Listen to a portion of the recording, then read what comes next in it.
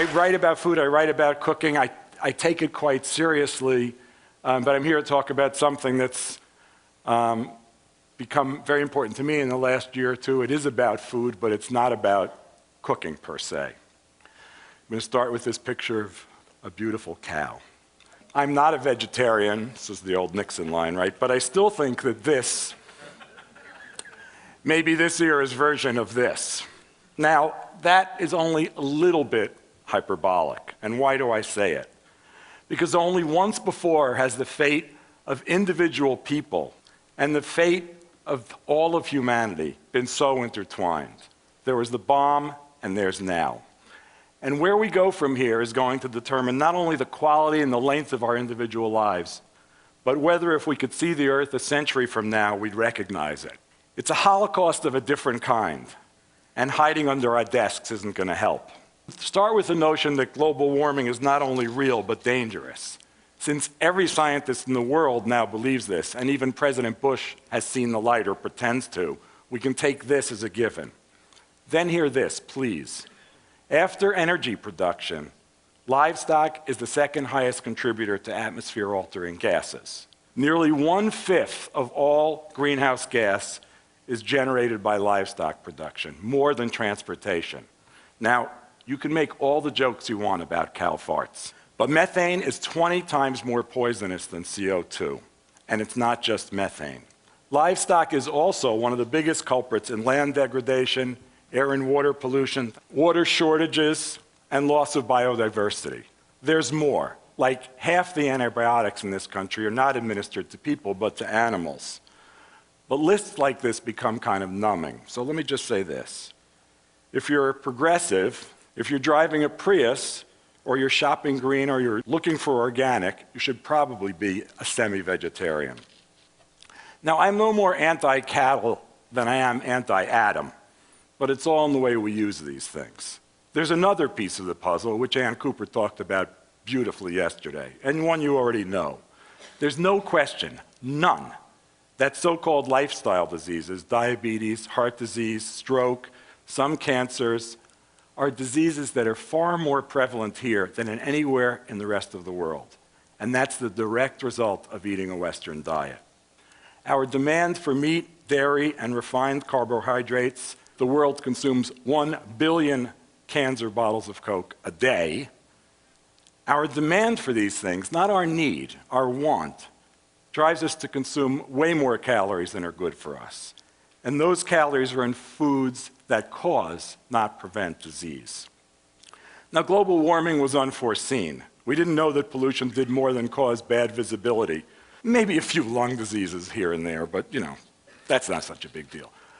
The current health crisis, however, is a little more the work of the evil empire. We were assured that the more meat and dairy and poultry we ate, the healthier we'd be. No. Overconsumption of animals, and of course junk food, is the problem, along with our paltry consumption of plants. Now, there's no time to get into the benefits of eating plants here, but the evidence is that plants, and I want to make this clear, it's not the ingredients in plants, it's the plants. It's not the beta-carotene, it's the carrot.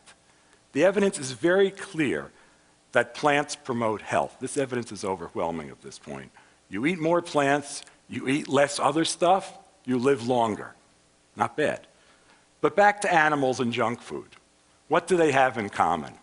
One, we don't need either of them for health. We don't need animal products, and we certainly don't need white bread or Coke. Two, both have been marketed heavily, creating unnatural demand. We're not born craving Whoppers or Skittles. Three, their production has been supported by government agencies at the expense of a more health and earth-friendly diet. Now, let's imagine a parallel. Let's pretend that our government supported an oil-based economy while discouraging more sustainable forms of energy, knowing all the while that the result would be pollution, war, and rising costs. Incredible, isn't it? Yet they do that, and they do this here. It's the same deal. The sad thing is, when it comes to diet, is that even when well-intentioned feds try to do right by us, they fail.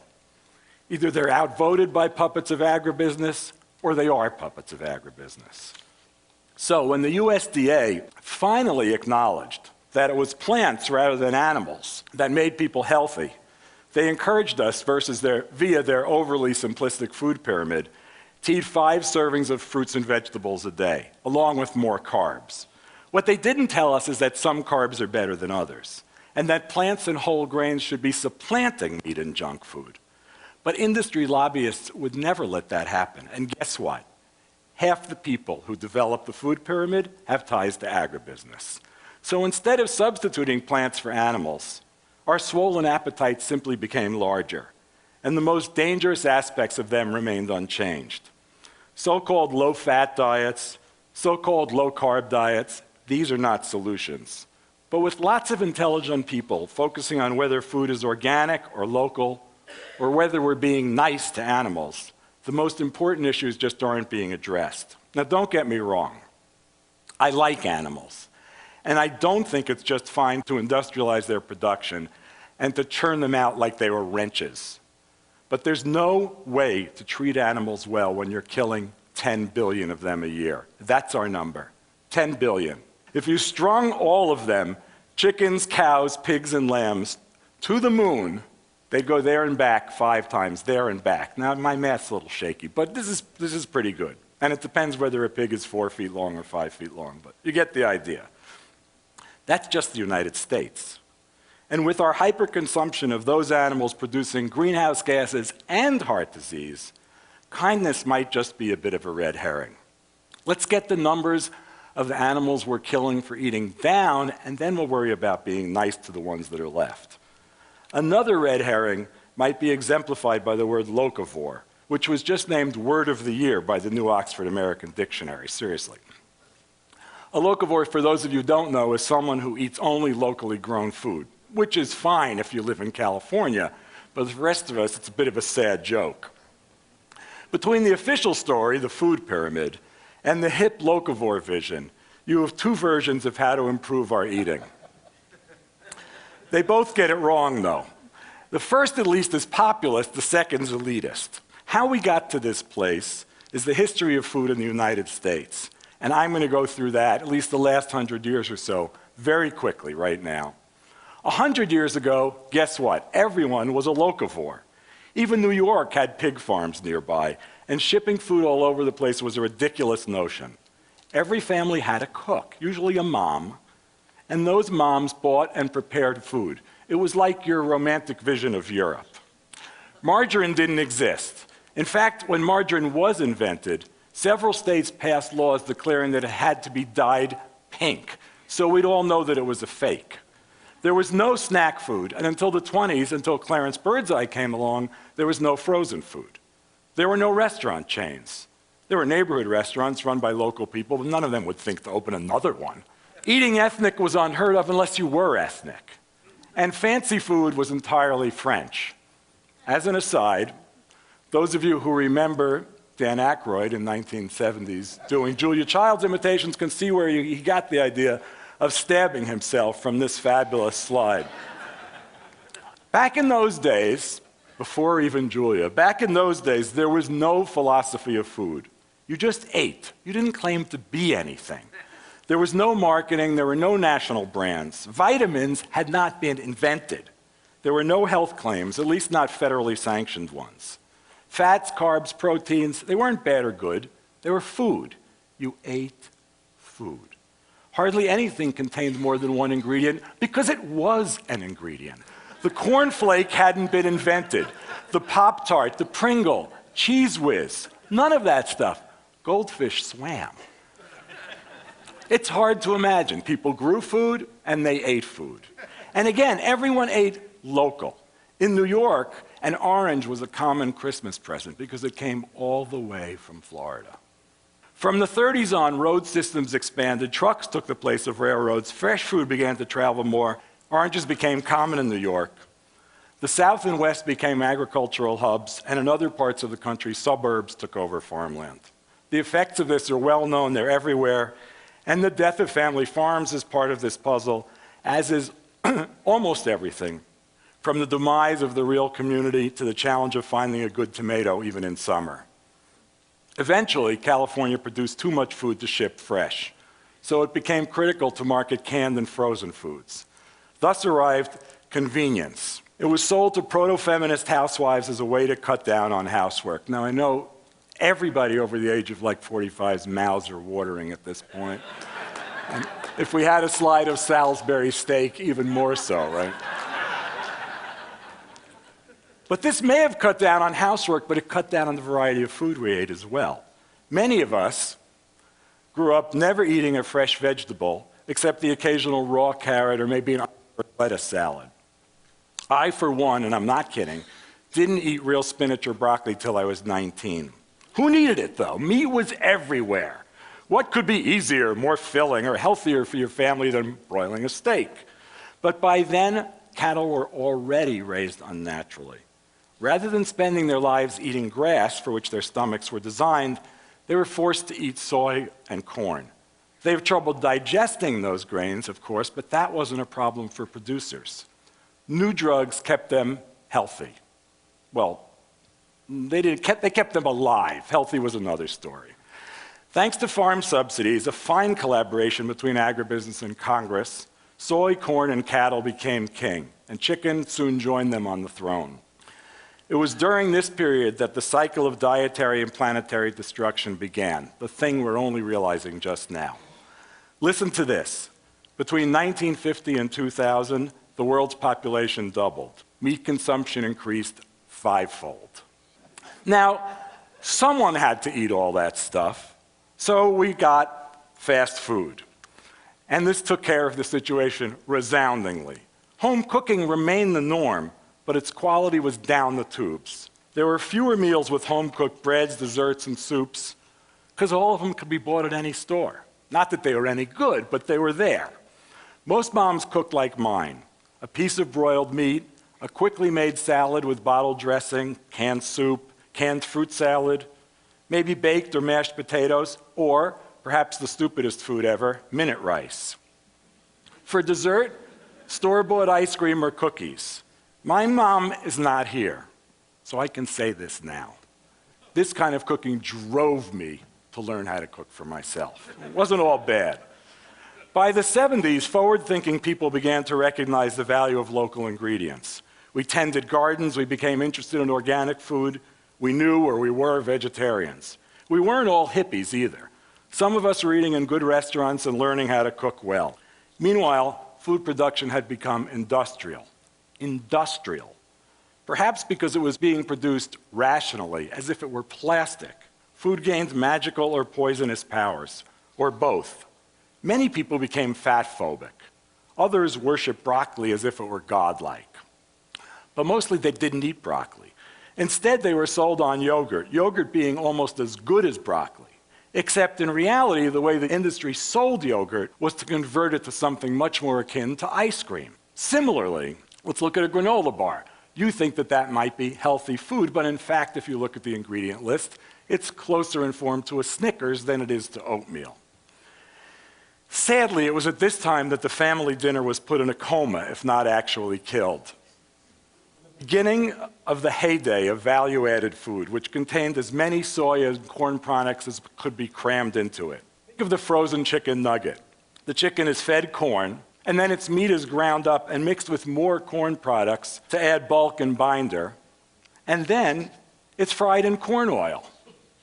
All you do is nuke it. What could be better? And sad, horribly, pathetically, by the 70s, home cooking was in such a sad state that the high fat and spice contents of foods like McNuggets and Hot Pockets, and we all have our favorites actually, made this stuff more appealing than the bland things that people were serving at home. At the same time, masses of women were entering the workforce, and cooking simply wasn't important enough for men to share the burden. So now, you got your pizza nights, you got your microwave nights, you got your grazing nights, you got your fend for yourself nights, and so on. Leading the way, what's leading the way? Meat, junk food, cheese, the very stuff that will kill you. So now we clamor for organic food. That's good. And as evidence that things can actually change, you can now find organic food in supermarkets and even in fast food outlets. But organic food isn't the answer either, at least not the way it's currently defined. Let me pose you a question. Can farm-raised salmon be organic when its feed has nothing to do with its natural diet, even if the feed itself is supposedly organic, and the fish themselves are packed tightly in pens, swimming in their own filth? And if that salmon's from Chile, and it's killed down there, and then flown 5,000 miles, whatever, dumping how much carbon into the atmosphere? I don't know. Packed in styrofoam, of course, before landing somewhere in the United States and then being trucked a few hundred more miles. This may be organic in letter, but it's surely not organic in spirit. Now here's where we all meet. The locavores, the organivores, the vegetarians, the vegans, the gourmets, and those of us who are just plain interested in good food. Even though we've come to this from different points, we all have to act on our knowledge to change the way that everyone thinks about food. We need to start acting. And this is not only an issue of social justice, as Ann Cooper said, though of course she's completely right, but it's also one of global survival. Which brings me full circle and points directly to the core issue, the overproduction and overconsumption of meat and junk food. As I said, 18% of greenhouse gases are attributed to livestock production. How much livestock do you need to produce this? 70% of the agricultural land on Earth, 30% of the Earth's land surface is directly or indirectly devoted to raising the animals we'll eat. And this amount is predicted to double in the next 40 years or so. And if the numbers coming in from China are anything like what they look like now, it's not going to be 40 years.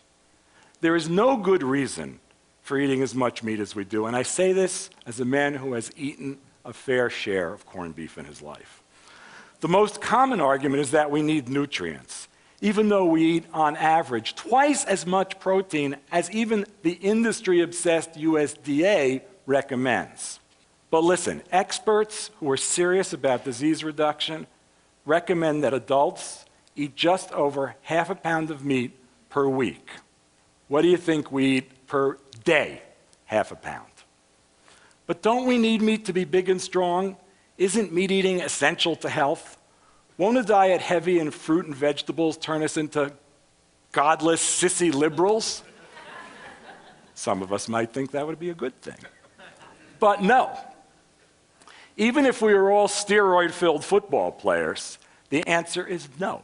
In fact, there's no diet on Earth that meets basic nutritional needs that won't promote growth. And many will make you much healthier than ours does. We don't eat animal products for sufficient nutrition. We eat them to have an odd form of malnutrition, and it's killing us. To suggest that in the interest of personal and human health, Americans eat 50% less meat, it's not enough of a cut, but it's a start. It would seem absurd, but that's exactly what should happen. And what progressive people, forward-thinking people, should be doing and advocating, along with a corresponding increase in the consumption of plants. I've been writing about food more or less omnivorously, one might say indiscriminately, for about 30 years. During that time, I've eaten and recommended eating just about everything. I'll never stop eating animals, I'm sure. But I do think that for the benefit of everyone, the time has come to stop raising them industrially and stop eating them thoughtlessly. Ann Cooper's right. The USDA is not our ally here.